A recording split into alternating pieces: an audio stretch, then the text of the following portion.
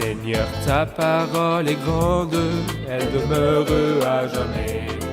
Ta parole est infaillible, rien ne peut la supprimer. Bienvenue chers spectateurs et bienvenue à tous nos spectateurs dans le monde entier pour un nouvel épisode de l'émission d'études quotidiennes Toute la Bible. Dans le dernier épisode, nous avions terminé l'étude de l'épître à Philémon, l'une des épîtres de Paul dans le Nouveau Testament, cette courte épître qui parle de la grâce de Dieu qui a transformé Onésime et l'a rendu utile et accepté, ceci à travers l'œuvre du Christ sur la croix. Aujourd'hui, nous passons au livre de l'Ancien Testament, notamment le livre de Daniel. Dans le livre de Daniel, nous ferons connaissance avec l'histoire temporelle des nations ou les temps des nations non croyantes. Dans ce livre, nous découvrirons la perspective de la prophétie s'étendant au-delà de la venue du Christ, des événements de la grande tribulation, puis du royaume du Christ, le royaume millénaire. Si vous souhaitez en savoir plus sur ce tableau chronologique, alors rejoignez-moi dans l'étude du livre de Daniel. Le célèbre scientifique Isaac Newton en avait dit « Si vous rejetez le livre de Daniel et ses prophéties, en faisant ça, vous rejetez toute la Bible. » Rejoignez-moi donc dans l'épisode d'aujourd'hui pour en savoir encore plus sur le contenu de ce livre, le livre de Daniel. Permettez-moi d'abord d'accueillir notre invité, le serviteur du Seigneur qui nous honore de sa présence, Frère Youssef Riyad. Bienvenue, Frère Youssef. Merci, Frère Riyad. Bienvenue aussi au public présent parmi nous, soyez les bienvenus. Quelques instants et on commence notre étude. Restez branchés.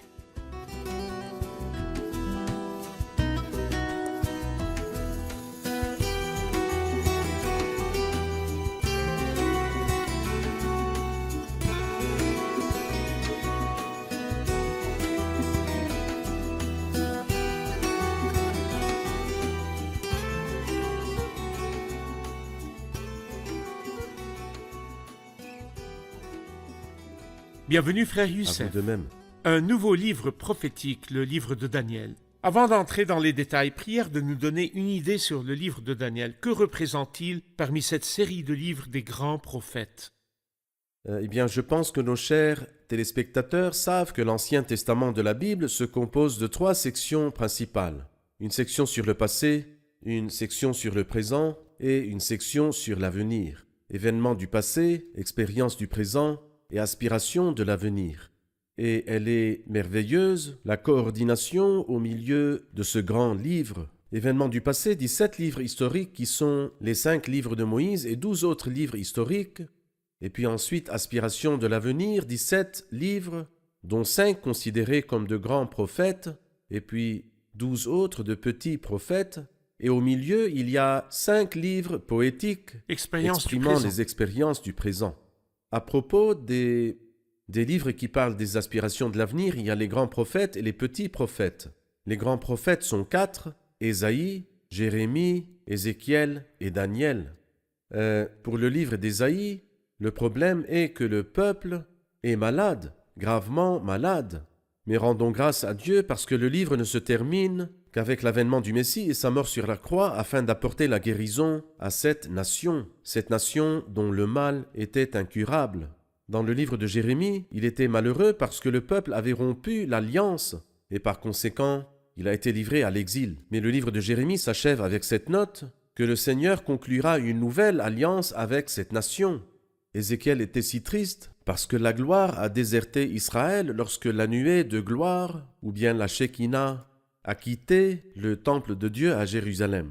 Mais son livre ne s'achève que par ceci, que la gloire reviendra et que la ville en ce jour-ci sera appelée Jéhovah Shammah, le Seigneur est là-bas. Daniel, étant du sang royal, se souciait ou se préoccupait du règne du Seigneur, et combien il fut peiné quand il fut exilé au commencement des temps des nations, et lorsque le règne quitta Israël, et à quel point il fut affecté quand justement le trône de Dieu quitta Jérusalem et fut remis ou bien fut livré aux nations.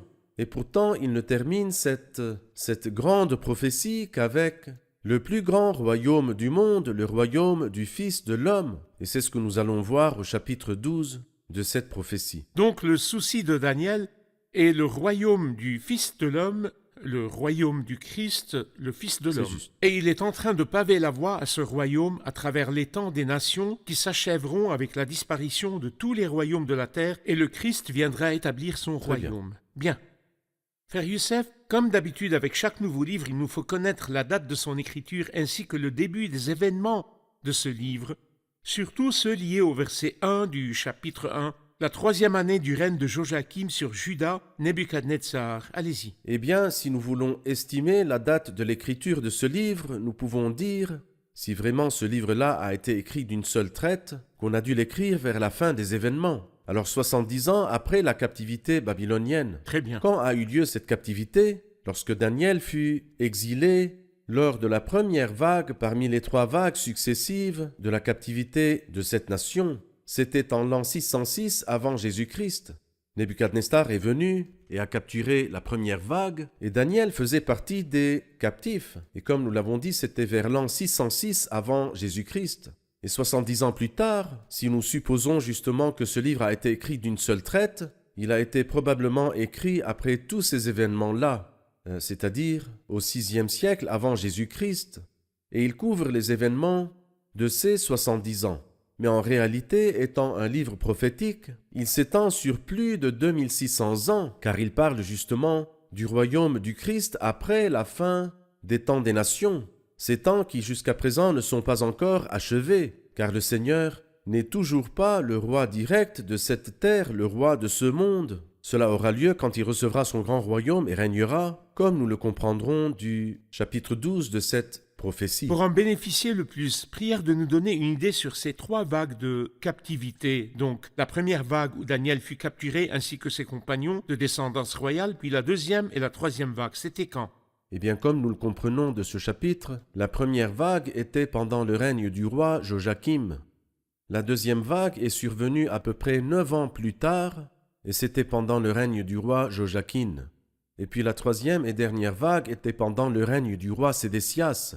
Et cette vague a eu lieu environ 11 ans après son règne, quand Nebuchadnezzar est venu et a détruit la ville et a brûlé le temple. Et cette vague était la 3e et la dernière vague d'exil ou de captivité de cette ville. Très bien.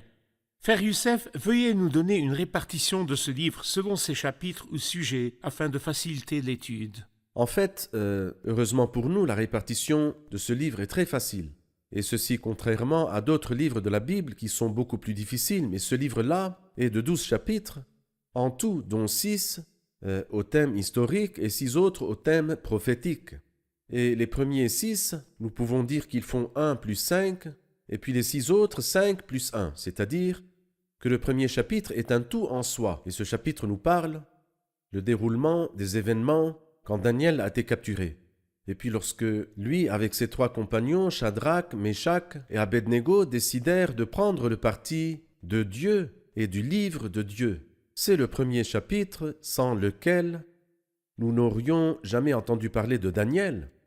Il y aurait eu certainement un homme nommé Daniel, mais on n'aurait rien su ni lu à son sujet. Oui. Mais lorsque ce Daniel a pris le parti de Dieu et résolu dans son cœur de ne pas se souiller, l'étoile de ce grand personnage brilla. Et cet homme-là était vraiment un personnage merveilleux. C'était un homme que personne ne pouvait prendre en faute, même pas une seule fois. Au cours de ses 70 ans de vie, c'est merveilleux de pouvoir maintenir une telle piété, fidélité et intégrité. Du chapitre 2 au chapitre 6, on voit des événements historiques, mais qui ont un aspect prophétique, c'est-à-dire une histoire prophétique. Un peu plus loin, à partir du chapitre 2 jusqu'au chapitre 6, nous verrons justement l'histoire prophétique. C'est vrai. Et plus loin encore, à partir du chapitre 6 ou du chapitre 7 jusqu'au chapitre 11, contiennent des événements prophétiques explicites, que ce soit des songes ou des visions concernant des événements qui se produiront dans l'avenir. Et puis ensuite, on arrive au chapitre 12, qui est un chapitre indépendant et qui parle du temps heureux où Dieu régnera sur son peuple et régnera sur le monde entier. Très bien. J'ai une question, toujours sur l'image de Dieu dans le livre de Daniel. Comment Dieu est-il perçu dans le livre de Daniel? Apparemment, c'est comme si Dieu avait livré son peuple à la captivité et disparu de la scène. Mais Dieu a-t-il disparu du livre de Daniel? Ou y est-il présent et fortement? Eh bien, il ressort de ce livre que Dieu ne règne plus d'une façon directe, car le trône de Dieu qui était à Jérusalem a été remis aux nations et commencèrent les temps des nations. Et Parce pourtant, qu'il régnait par l'intermédiaire de son peuple. exactement. Bon, On l'appelle gouvernement théocratique, mais il a échoué. Il a échoué parce que l'homme est indigne, mais il ne faillira pas parce que c'est la pensée de Dieu. Et un homme va venir dans l'avenir, et cet homme-là est le Seigneur Jésus-Christ, le Fils de l'homme, comme nous le lirons ici dans ce chapitre. Donc le dessein de Dieu s'accomplira, mais pas à travers un homme ordinaire, mais à travers l'homme de Dieu, celui qui dans ses mains prospérera la volonté de Dieu. Cependant, dans ce livre, nous lisons l'expression « Dieu des cieux ». C'est comme si Dieu régnait encore. Et puis nous lisons qu'il règne dans les cieux. Et c'est ce que même le roi Nebuchadnezzar, ce roi puissant, c'est ce qu'il a avoué, en disant « il agit comme il le désire ». Avec les corps célestes et avec les habitants de la terre, il n'y a personne qui puisse lui résister et qui lui dise « que fais-tu » Alors effectivement, Dieu est l'absolu souverain, mais il ne règne pas directement. Mais c'est comme si de derrière les coulisses, le Seigneur contrôlait, dirigeait, gouvernait et gérait. très bien. Le Très-Haut domine sur toute royauté humaine. c'est Si vrai. vous le permettez, nous allons suivre un reportage puis prendre une question du public. La Bible dit, dans le 2e psaume, que dans les siècles à venir, Dieu régnera de nouveau sur toute la terre. Pas comme au temps des nations, où il régnait indirectement, c'est-à-dire depuis les cieux, mais il régnera directement, et le centre de son règne sera Sion, et le Christ sera le roi. Indiquant ce jour-là, Dieu dit « C'est moi qui ai établi mon roi sur Sion, ma montagne sainte. » Puis, il nous parle de la gloire du roi et de l'extension de son royaume. C'est le Fils, et son royaume s'étendra jusqu'aux extrémités de la terre.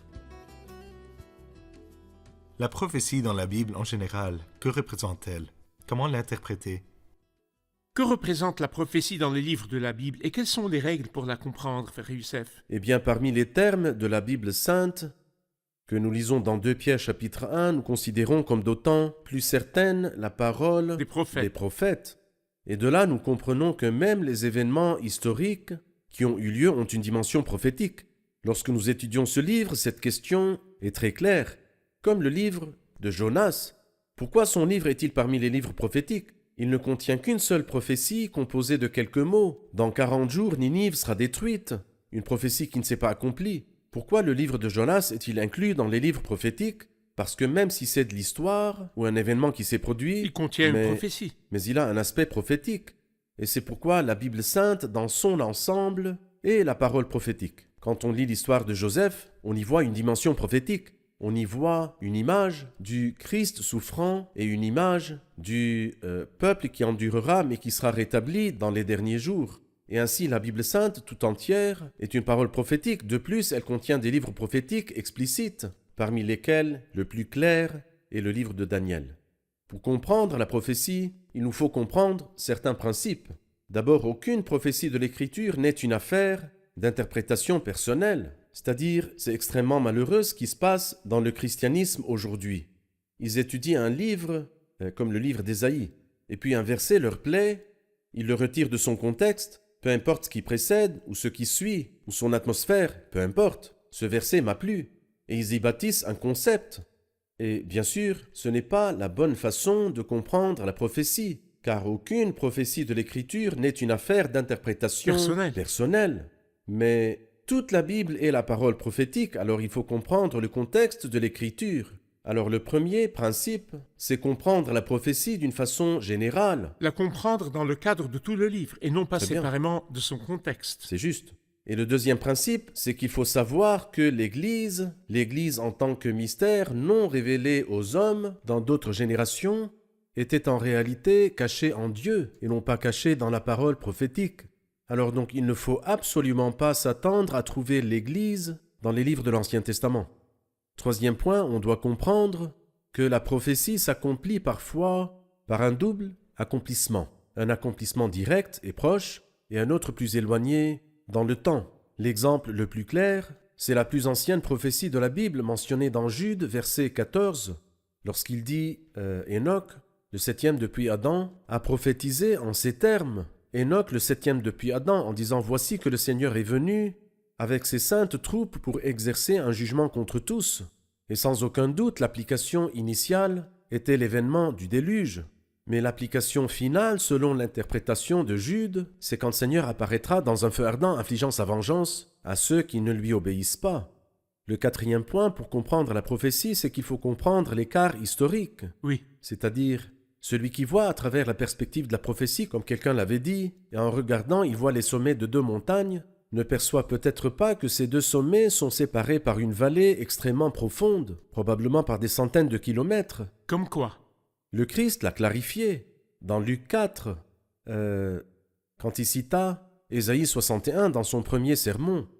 L'Esprit du Seigneur est sur moi, parce qu'il m'a consacré par onction pour annoncer la bonne nouvelle aux pauvres, pour guérir ceux qui ont le cœur brisé, pour proclamer aux prisonniers la délivrance et aux aveugles le recouvrement de la vue, pour envoyer libres les opprimés, pour proclamer une année de grâce du Seigneur, la suite de la prophétie, et un jour de vengeance de notre Dieu.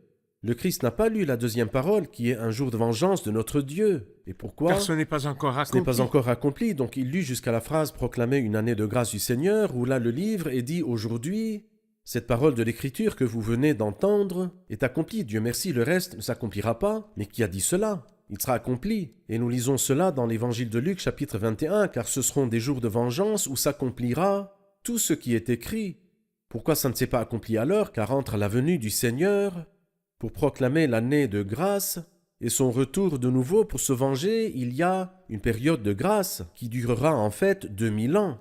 Il y a donc un grand écart historique et il nous faut comprendre cet écart-là. J'aimerais revenir à la deuxième règle qui confirme, comme vous venez de dire, que l'Église n'existe pas dans les prophéties ou livres de l'Ancien Testament. Oui. Donc, voulez-vous dire qu'aucune des prophéties de l'Ancien Testament ne peut s'appliquer à l'Église? Je distingue entre les dispensations. Oui. Comment distinguer entre l'Église et tout ce qui appartient au peuple terrestre pour bien comprendre le processus de la prophétie? Eh bien, ce peuple terrestre comptait, bien sûr, des croyants, pas tous, bien sûr, mais il comptait des croyants. Mais ces derniers, Dieu les avait choisis depuis la création du monde. Mais qu'en est-il de nous? Il nous a choisis, nous aussi, avant la fondation du monde. Oui. Quelle différence y a-t-il? Tant qu'il nous a choisis, non, il y a une différence. La différence, c'est que la sélection existant depuis la fondation du monde, eh bien, quand viendra la fin de ce temps et de ce monde, ce sera vraiment la fin. Cette nation-là sera comme les autres, car la sélection a commencé depuis le commencement des temps et finira avec la fin des temps. Et comme l'élection de l'Église eut lieu avant la fondation du monde, le temps finira, mais l'Église restera distinguée. C'est pourquoi l'Église, dans l'éternité, se distingue de Bien toute sûr. la création de Dieu. Comment? On lit dans Apocalypse 21, « J'entendis une voix forte venant du ciel qui disait « Voici Parmi le les hommes, tabernacle de parmi Dieu les hommes. parmi les hommes. » Donc dans l'éternité, il n'y a que Dieu et les hommes. Non, il y a autre chose. Le tabernacle de tabernacle de Dieu. Donc il y a Dieu, c'est connu, et il y a les hommes qui sont les croyants dans toutes les dispensations. Et quelle est l'Église alors? Le tabernacle de de Dieu. parmi les hommes. Bien. C'est très beau et c'est ce qu'Augustin avait dit. Distinguer fait. entre les dispensations afin bonnes d'obtenir les bonnes interprétations. interprétations. On peut comprendre les prophéties lorsqu'on fait la distinction Très bien. entre elles. Frère Youssef, j'aimerais en savoir plus sur le personnage de Daniel, l'homme bien-aimé. Un homme très respectable. Bien sûr. Il est de descendance royale, comme il est mentionné dans le premier chapitre de sa prophétie de descendance royale. Et cet homme-là se distinguait par sa grande piété, par son zèle à étudier l'Écriture et lui obéir. Donc il étudiait et comprenait. Il étudiait et obéissait. Nous verrons qu'il comprenait au chapitre 9. Et nous verrons qu'il obéissait au chapitre 1. Donc il étudiait la parole, mais ce n'était pas juste une étude pour se vanter, mais pour lui obéir et pour prier à la lumière de cette parole. Donc un homme respectable.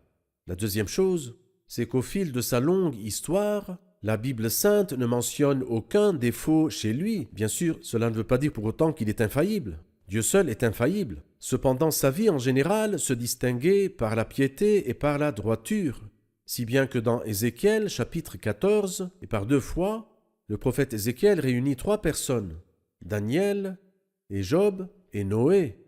Ces 3 personnes sont différentes, mais elles ont un facteur commun, la vie de justice. Oui. Et bien que Noé vienne de l'ancien monde, et que Job revienne à des centaines d'années Mais Daniel était un contemporain d'Ézéchiel, et il n'est pas habituel qu'un homme se réfère à l'un de ses contemporains C'est vrai. et parle de lui comme modèle de droiture. Mais à cause de la droiture personnelle de Daniel, Évidente. et évidente, c'est pour cela que Ézéchiel a fait référence à la justice de Noé, de Daniel et de Job. Ensuite, au chapitre 28 d'Ézéchiel, il dit ceci: « Tu te crois plus sage que Daniel ?» C'est comme si Daniel était aussi un exemple modèle De sagesse. de sagesse. Tout comme Job fut un exemple de patience. Exactement. Tout à fait. Et cet homme, de ses points de vue, est un personnage très respectable. Un disciple de la Bible sainte, un pieux, c'est un homme à la vie irréprochable. Personne n'a pu lui trouver la moindre faute, même lorsqu'il a été jeté dans la fosse aux lions. Quand il dit « Parce que j'ai été trouvé innocent devant lui, Dieu, devant toi non plus, roi, je n'avais rien fait de mal. » Quelqu'un qui est sans tache devant le roi et sans tache devant ses amis, ou plutôt ils étaient ses ennemis, à vrai dire, et ils ne purent trouver la moindre faute contre lui, sauf en ce qui concerne la loi de son Dieu. Comme c'est merveilleux qu'aucune personne n'ait trouvé aucune faute contre moi, sauf en rapport à la loi de Dieu, Très c'est bien. merveilleux. Très bien. Quelqu'un a dit à propos de Daniel qu'il est un homme de conviction. Il se fixait un but quand il résolut dans son cœur de ne pas se souiller.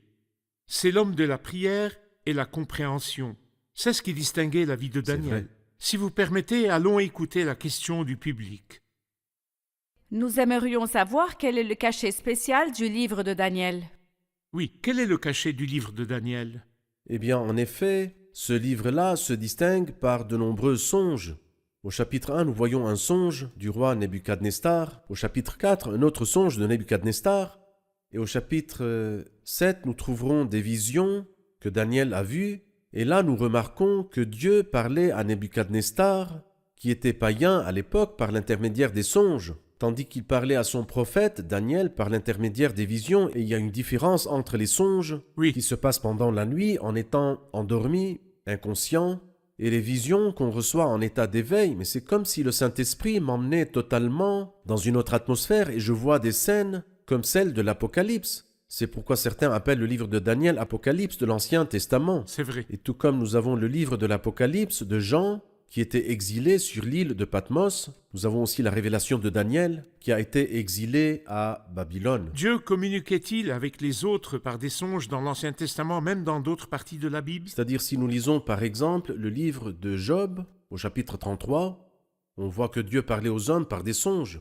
Si nous revenons au livre de la Genèse, qui est le plus ancien, Dieu s'adressa à Abimélec par des songes. Il a parlé au Pharaon par des songes. Il a parlé au chef des échansons et au chef des boulangers par des songes. À Joseph aussi, il a parlé par des songes. Il a parlé à Jacob par des songes. Oui, en effet, ce moyen était, à l'époque de l'Ancien Testament, une façon très courante par laquelle Dieu parlait aux hommes, il communiquait avec eux par des songes. Et je pense que c'est ce qu'il indique dans Hébreux chapitre 1, où il dit « Après avoir, autrefois, à de nombreuses reprises et de bien des manières, parlé à nos ancêtres par les prophètes, Dieu, mais avec nous aujourd'hui, le niveau est plus élevé, dans ces jours qui sont les derniers, Dieu nous a parlé par le Fils. » Bien, merci frère Youssef, on touche à la fin de l'épisode, allons tout récapituler avec le public.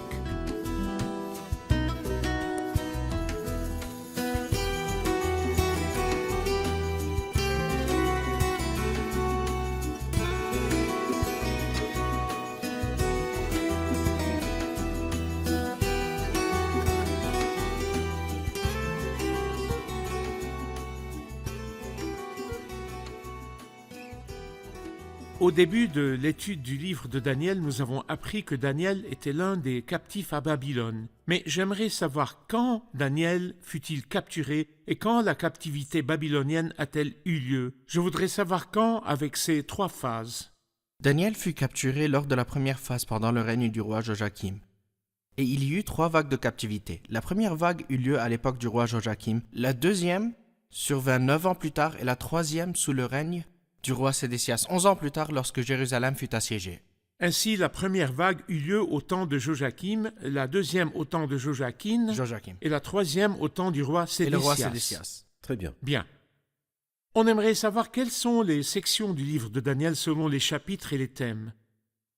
Ce livre est divisé en 2 parties. Les 6 premiers chapitres sont historiques et les 6 suivants sont prophétiques. Les 6 premiers, 1+5, le premier chapitre est un tout en soi et parle de la captivité de Daniel et ses compagnons, ainsi que leur attitude envers la parole de Dieu. Les chapitres de 2 à 6 contiennent des événements historiques avec une perspective prophétique, puis de 7 à 11, c'est une partie prophétique qui englobe des visions et des songes. Le chapitre 12 est indépendant et parle du royaume du Fils de l'homme. Très bien, très bien. Votre avis, frère C'est Youssef? vraiment excellent.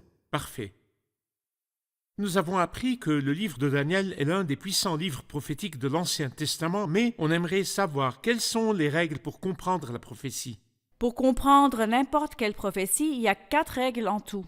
Tout d'abord, il faut interpréter la prophétie non pas séparément, mais dans le contexte de l'ensemble de la Bible. Deuxièmement, il faut savoir que l'Église était un mystère que Dieu n'a pas révélé dans l'Ancien Testament. Donc, on doit distinguer entre l'Église et l'ancien peuple terrestre. Troisièmement, la prophétie s'accomplit parfois doublement, un accomplissement proche et un autre plus éloigné, comme la prophétie d'Enoch dans le livre de Jude. Et le dernier point, l'écart historique. Il peut séparer l'accomplissement d'une partie du reste de la prophétie, comme dans Ésaïe 61, Luc 4 et Luc 21. Dans Ésaïe 61 et Luc 4, on parle de l'année de grâce du L'année Seigneur, de quand grâce, Christ oui. est venu sur terre, tandis que le jour Oui. de la vengeance est un autre moment lié au jour du Seigneur. Très bien, Très bien. très bien. Votre avis? C'est excellent, ils Il sont mérite même la meilleurs note que moi. entière. Que Dieu les bénisse. Merci à tous, merci frère Youssef, que Dieu Dieu vous vous garde. bénisse. Chers spectateurs, Dieu ne nous a pas laissés perplexes ni dans l'ignorance de ce qui arriverait sur terre, mais il nous a laissé la parole prophétique, la parole qui nous explique le déroulement des choses. Les événements sur terre ne se produisent pas seulement selon la pensée des dirigeants et chefs. Les événements sur la terre ne se produisent pas en fonction de l'humour des dirigeants ou des gouvernements, mais les événements se produisent sur la terre selon la parole de Dieu, sa volonté ou son conseil. La Bible nous a tracé le déroulement des événements et comment ces événements se dérouleront liés au temps des nations. Tout cela est écrit dans la parole du Seigneur. Où va la terre? Quand Christ viendra-t-il? Quand Christ est-il mort? Quand Christ reviendra-t-il régner? Tout cela est écrit pour nous dans la Bible. Et si vous voulez en savoir plus, allez vers la Bible. Mais quand vous allez vers la Bible, n'y allez pas avec les yeux du critique, mais avec les yeux du disciple qui désire apprendre. Approchez la Bible avec soumission en disant « Ouvre mes yeux pour que je contemple les merveilles de ta loi ». Je vous retrouve dans le prochain épisode où nous commencerons l'étude du premier chapitre du livre de Daniel. Que Dieu vous accompagne.